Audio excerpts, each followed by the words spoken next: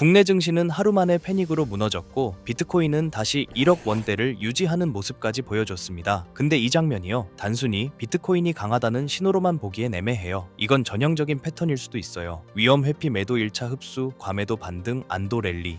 반대로요, 진짜로 대체 자산으로의 재배분이 시작되는 초기 신호일 수도 있고요. 오늘은 이 두 해석이 왜 동시에 가능한지 하나의 흐름으로 정리해 볼게요.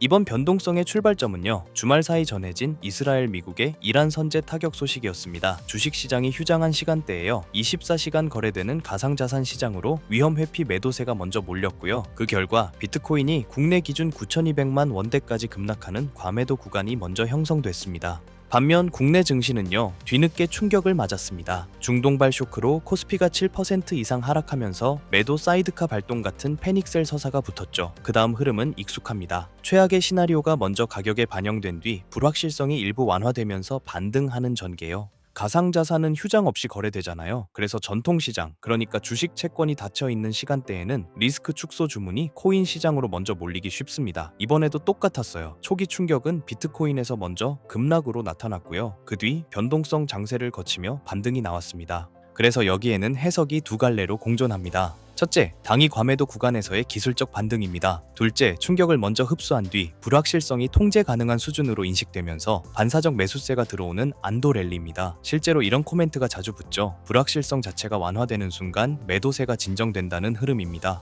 비트코인이 회복하는 동안요, 알트코인도 동반 반등이 언급됩니다. 빗썸 기준으로요, 이더리움 1.22% 상승, 리플 0.55% 상승, 솔라나 3.41% 상승이 제시됐습니다. 다만 여기서 중요한 건요, 심리 지표는 회복과 거리가 있다는 점이에요. 공포 탐욕 지수는 10에서 11 수준으로 여전히 극단적 공포 구간에 머문다는 서술이 붙습니다. 그래서 이번 반등을 강세장 복귀로 단정하기 어렵다는 신중론이 반복되어 이유는 명확합니다. 첫째, 지정학적 불확실성이 장기화하면 변동성이 다시 커질 가능성이 남아 있습니다. 둘째, 금리 환경입니다. 케빈 워시 전 연준 패드 이사가 차기 의장에 지명된 이후 투자 심리가 얼어붙었다는 서술이 나오죠. 비트코인은 이자나 배당이 없기 때문에 금리 상승기에는 상대 매력도가 떨어질 수 있다는 논리로 연결됩니다. 셋째, 레버리지 비중이 높은 수급 구조입니다. 악재로 급락이 나오면 강제 청산이 매도를 키우고 추가 하락을 부르는 순환이 발생할 수 있다는 설명이 포함됩니다. 관세 불확실성 국면에서의 급락 사례가 대표로 언급되기도 하고요.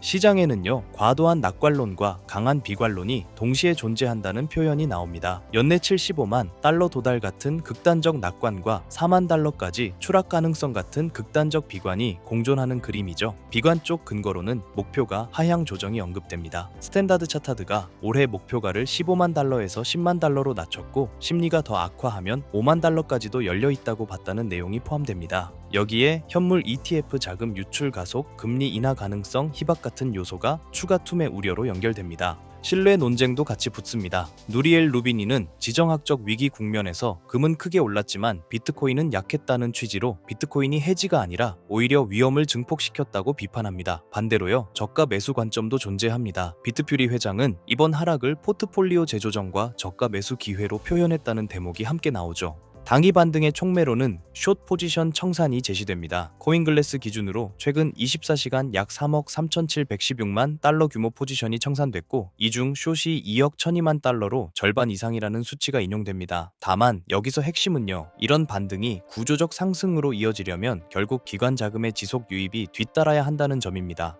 일부 것이 분석가들은요, 비트코인 현물 ETF의 주간 순유입이 약 2,000 비트코인 수준을 지속적으로 넘어야 기관 매집 재개 신호로 해석할 수 있다는 견해를 제시합니다. 과거 강한 랠리 구간에는 주간 1만 비트코인을 웃도는 순유입이 있었다는 비교도 같이 언급되고요. 즉 반등은 확인됐지만 추세 전환은 어디까지나 조건부입니다.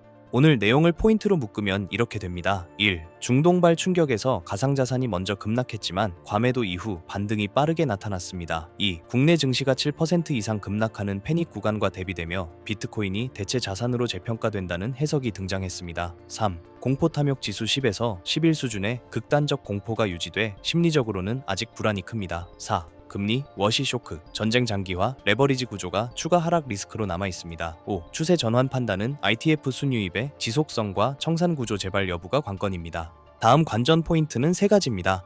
첫째, 지정학 뉴스 플로우가 확전으로 가는지 아니면 통제 가능으로 수렴하는지입니다. 둘째, 비트코인이 1억 원, 달러로는 대략 6만 7천에서 7만 달러대 구간에서 지지를 만들 수 있는지입니다. 셋째, 현물 ETF 자금 흐름이 단발성이 아니라 주간 단위로 누적되는지입니다. 이번 반등은요, 충격 흡수와 안도 랠리로 충분히 설명 가능합니다. 하지만 강세장 복귀라고 결론 내리려면요, 공포 구간에서도 지속 수요가 실제 숫자로 확인돼야 합니다. 결국 관건은 하나예요. 반등이 청산의 반짝이었는지 아니면 수요의 시작이었는지 그걸 다음 주간 수급 데이터가 말해줄 겁니다. 그리고 이 상황에 알맞는 대응을 구색해 보겠습니다. 제 대응의 실마리의 근거는 담백하고 쉽습니다. 비트코인 가격 변동성에 겁에 질려 도망칠 때 블랙록의 IBIT 거래량을 보세요. 끝없이 폭락하던 그날 IBIT는 무려 100억 달러, 우리 돈 약 13조 원이라는 역대 최대 거래량을 터뜨렸습니다. 그리고 이 아비규환 속에서도 도저히 상식적으로 이해되지 않는 데이터가 하나 포착되었습니다. 여러분, 뉴스는 여러분을 속일 수 있지만 데이터는 우리를 속일 수 없습니다. 생각해보세요. 다 망했다는데 왜 누군가는 13조 원 어치를 그 자리에서 쓸어 담았을까요? 제 개인적인 판단이지만 이 때문에 지금 상황을 단순한 조정으로 보지 않습니다. 비트코인의 소유권을 월가와 국가라는 새로운 주인에게 강제로 넘기기 위한 기획된 수탈의 과정으로 분석되는데요. 그들이 파놓은 가장 잔인한 클래리티 법안 404조의 실체를 반드시 봐야 합니다. 이 조항의 핵심은 간단합니다. 코인 거래소나 서비스 제공업체는 스테이블 코인을 보유한 고객에게 그 어떤 형태의 이자나 수익도 줄 수 없다는 겁니다. 왜 이런 짓을 할까요? 답은 숫자에 있습니다. 현재 미국 은행의 저축예금 평균 금리는 고작 0.39% 수준입니다. 하지만 만약 규제가 풀려 스테이블 코인이 국채 이자를 고객에게 나눠준다면 어떻게 될까요? 수익률은 단숨에 5%에서 8%까지 치솟게 됩니다. 여러분이 자산가라면 0.39%를 주는 은행에 돈을 썩히겠습니까? 아니면 8%를 주는 스테이블 코인으로 옮기겠습니까? 미은행 연합은 이미 의회에 보낸 서한을 통해 스테이블 코인 이자가 허용되는 순간 미국 전체 은행 예금의 35%, 무려 6.6조 달러가 은행 금고에서 증발할 것이라고 경고했습니다. 이건 2023년 실리콘밸리 은행 파산 때 빠져나간 돈의 37배에 달하는 규모입니다. 월가 입장에서는 이 법안이 곧 은행업의 사형 선고인 셈입니다. 여기서 우리는 지난 1월 29일 클래리티 법안이 상원 농업위원회에서 벌어진 소름 돋는 표결 결과를 주목해야 합니다. 공화당 의원 12명은 전원 찬성표를 던졌지만 월가의 충복이라 불리는 민주당 의원 11명은 단 한 명도 빠짐없이 전원 반대표를 던졌습니다. 이게 무엇을 의미할까요? 월가가 민주당을 앞세워 트럼프의 목줄을 쥐고 흔들었다는 겁니다. 우리 6.6조 달러 꿀통을 지켜주지 않으면 네가 원하는 골든 예산이고 AI 인프라 자금이고 국회에서 단 한 푼도 통과시켜주지 않겠다는 무력 시위였습니다. 결국 트럼프는 백기를 들었습니다. 자신의 거대한 골든 신화를 완성하기 위해 비트코인의 유동성 브릿지를 파괴하려는 월가의 요구를 받아준 겁니다. 자, 여기서 트럼프가 마주한 진짜 공포는 돈, 정확히 말하면 부채의 이자입니다. 현재 미국의 국가 부채는 이미 35조 달러를 넘어섰고 고금리 상태에서 매년 갚아야 할 이자 비용만 국방 예산을 통째로 잡아먹을 수준입니다. 트럼프가 자신의 역사적 유산인 그린란드 골든을 짓고 AI 인프라를 구축하려면 이 부채 이자 지옥에서 빠져나오지 못하면 시작조차 할 수 없습니다. 그래서 트럼프는 금리 인하를 계속해서 요구하는 겁니다. 그래서 나온 인물이 바로 케빈 워시입니다. 월가가 트럼프의 심장부에 심어놓은 그리고 가장 우아한 트로이의 목마일 가능성이 매우 높습니다. 이 인물이 지금의 하락의 트리거로 거론되었는데요. 평소 트럼프라면 경기를 일으키던 JP모건의 제이미 다이먼 회장이 왜 워시의 지명 소식에 기다렸다는 듯 최고의 선택이라며 찬사를 보냈을까요? 자기 식구니까요. 월가는 트럼프의 통제 불가능한 행보를 잠재우고 자신들의 이권을 수호할 말 잘 통하는 관리자가 필요했고 그 적임자가 바로 워시였다는 겁니다. 하지만 진짜 소름 돋는 지점은 워시가 휘두를 역설적 규제라는 칼날에 있습니다. 워시는 트럼프의 요구대로 금리를 1%대까지 공격적으로 인하하며 비위를 맞추는 척 하겠지만 동시에 연준의 거대한 대차대조표를 잔인하게 축소하는 전략을 구사할 것으로 보입니다.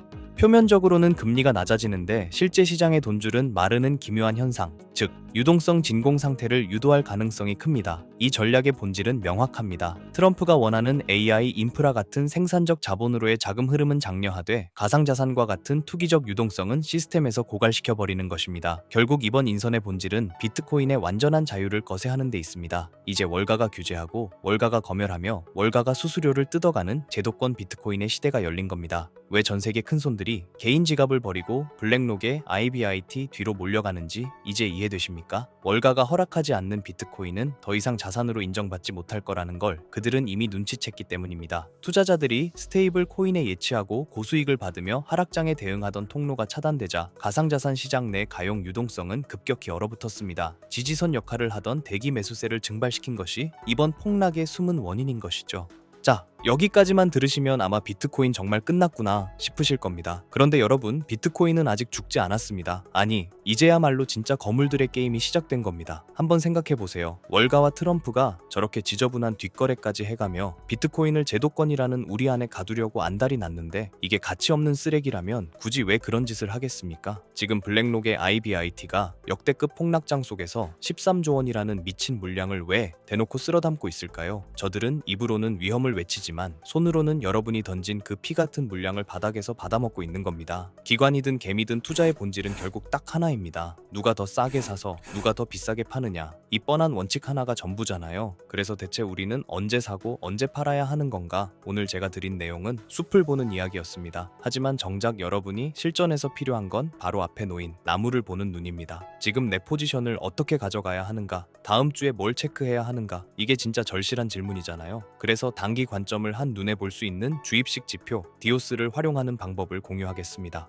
미리 말씀드리자면 모든 건 무료로 진행되고요. 왜 지금 단기 관점을 오픈하게 되었는지 설명드리겠습니다. 지금 시장은 엄밀히 말하면 손익비가 극도로 좋은 구간입니다. 딱 세 가지만 짚어드릴게요. 첫째, 가격과 유동성의 괴리입니다. 현재 글로벌 유동성으로 단순 계산해보면 비트코인의 적정 가치는 14만 달러입니다. 하지만 현재 가격은 폭락을 거쳐 무려 5만 달러의 유동성 갭이 발생한 겁니다. 하방 압력은 이미 6조 달러 증발과 함께 터져 나왔지만 상방으로 열린 공간은 그보다 훨씬 넓습니다. 둘째, 공포의 정점과 실물 프리미엄입니다. 서구 시장에서는 패닉셀이 터졌지만 아시아에서는 22달러라는 기록적인 프리미엄을 주고 실물을 사재기했습니다. 역사적으로 선물이나 ITF에서 투매가 나올 때 실물 자산의 프리미엄이 붙는 신호는 늘 구조적 바닥이었습니다. 즉 떨어질 확률보다 올라갈 때의 폭발력이 압도적인 구간이라는 뜻입니다. 마지막 셋째, 2026년의 타임라인입니다. JP모건의 베이시스 트레이드 상품이 가격을 누르는 힘은 이제 1년도 채 남지 않았습니다. 반면 케빈 워시가 설계하는 6.6조 달러 예금 이동이라는 거대한 파도는 이제 막 시작되려 하고 있죠. 지금은 이를 잃을 각오로 10을 가져갈 수 있는 몇 년 만에 찾아온 비대칭적 기회의 구간입니다.